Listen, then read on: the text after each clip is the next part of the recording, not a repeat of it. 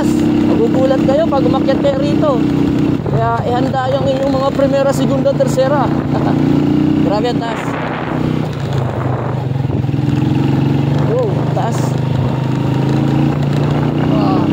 Taas na to.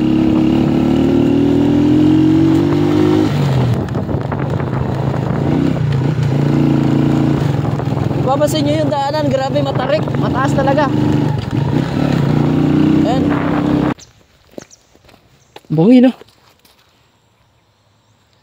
Napakalalim to mga idol, bangin, no?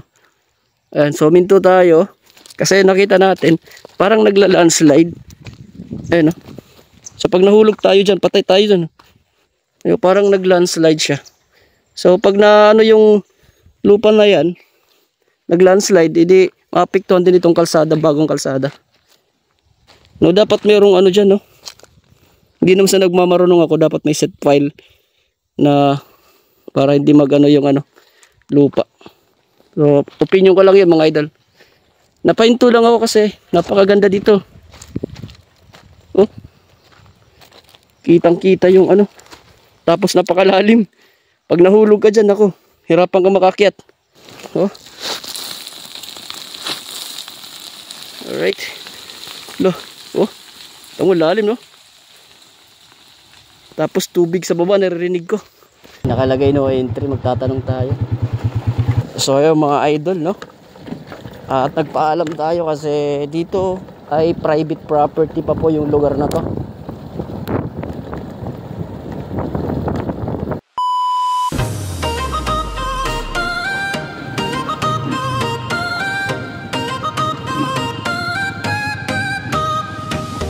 Good morning mga idol.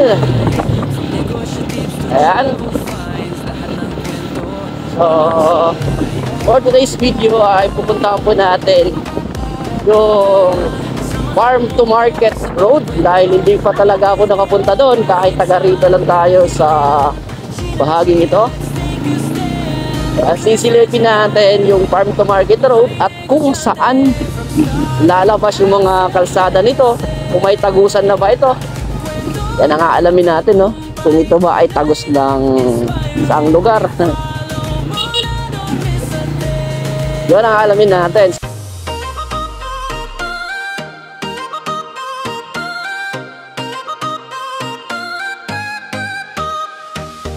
Every day is a brand new grind. Cameron tuloy ang buhay.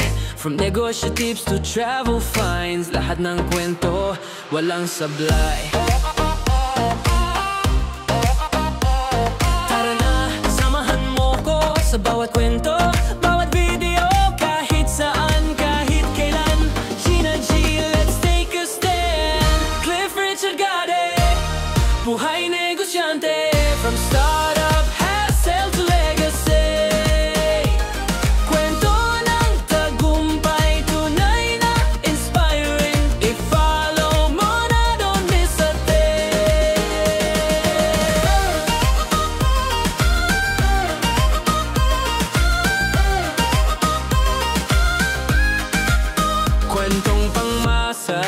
Pero pang malakasan, real talk lang, walang plastikan. Business hacks, mga real life tips. Sulit bawat view, walang script. Kahit simpleng pangarap mo, pwedeng pwede yan maabot bro. Basta sipag at puso mo, ipakita mo sa mundo. Cliff Richard Gade.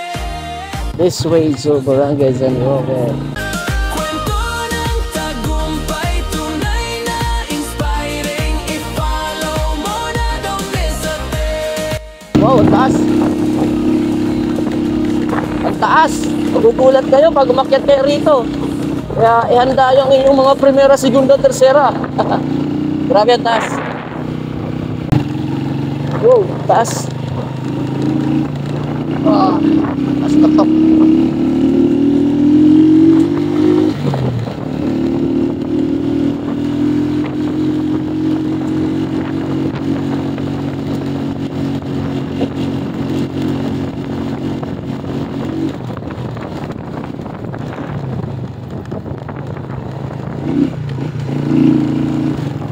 Mapapansin nyo yung daanan, grabe matarik, mataas talaga. Ayan, puro puwelo ko ha.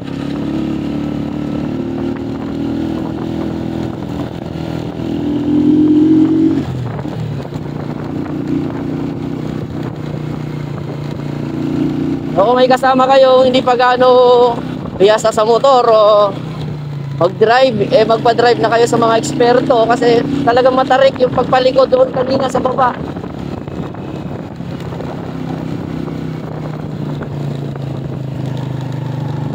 Oh, ito ba ko?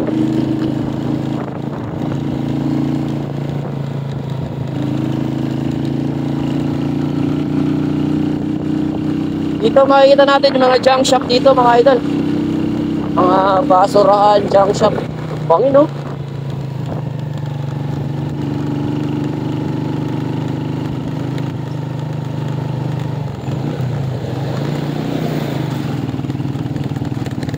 Taas.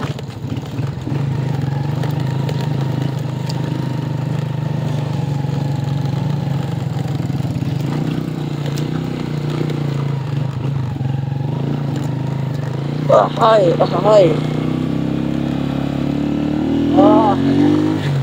Tumasa tayo, mas tataas pa tayo.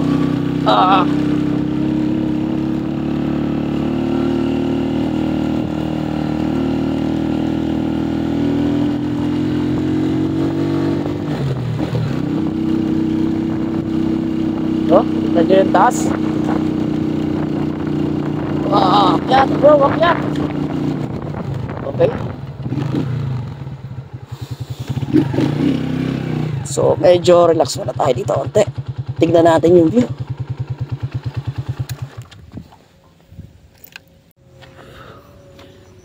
So yung mga idol, narating po natin yung bahaging ito ng farm to market road. At kung mapapansin nyo ay nasa mataas na bahagi po tayo. At kita natin yung mga kabundukan dito sa likuran ko, idol oh. At mula rito kitang kita rin po doon sa dulo yung ginagawang kalsada siguro yan na tatago sa punta rito. Yan, medyo ulam pa yata. At sa kabilang side naman mga idol, nakikita naman natin dito yung basurahan. So dito po galing ako kanina sa proper ng San Roque at grabe po matarik po yung bagakyat dito no. Kung may kasama po kayo na hindi pa gaano kabisadong mag-drive, payo ko lang ipahawak nyo sa talagang biyasang mag-drive kasi grabe patarik po talaga yung daan. Okay, so sa kabilang side naman nakikita natin yung basurahan, yung garbage field na siguro dito po tinatapon po lahat ng mga basura ng Tacloban. Mga idol ay no. Nakikita natin yung bundok ng basura. Yung maputi na yan basurahan po yan idol. And so narinig naman natin yung tunog ng backhoe, yung mga nagtatrabaho sa baba. Yun. So napapansin ko medyo uulan. So sana hindi tumuloy yung ulan. At sana meron po tayong masilungan kung umulan man, kasi mababasa yung ating kagamitan. Alright. So magpapatuloy na po tayo. So sana meron po tayong masilungan mga idol.